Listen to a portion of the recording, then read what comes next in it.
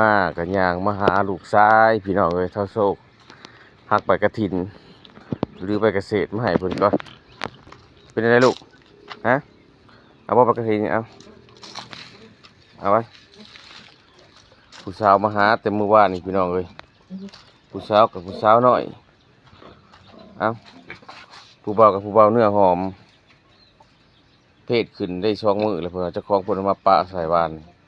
อันนี้จะเป็นลักษณะหมูสอดหมูป่าเด้อพี่น้องหมูที่บ้านเฮานี่แหละมาหาผู้บ่าวเพศขึ้นมักใหญ่หนึ่งบ่ให้ซ้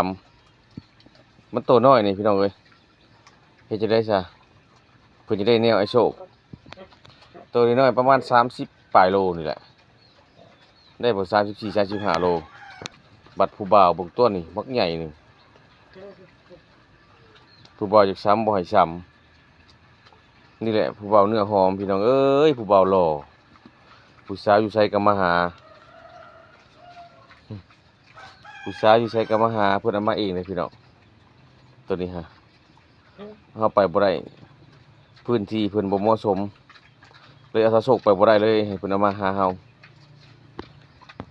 ตอนนี้ก็ลูกสาวข่อยพี่น้องเอ้ยลูกสาวใหญ่ข่อยนักกระปุกผู้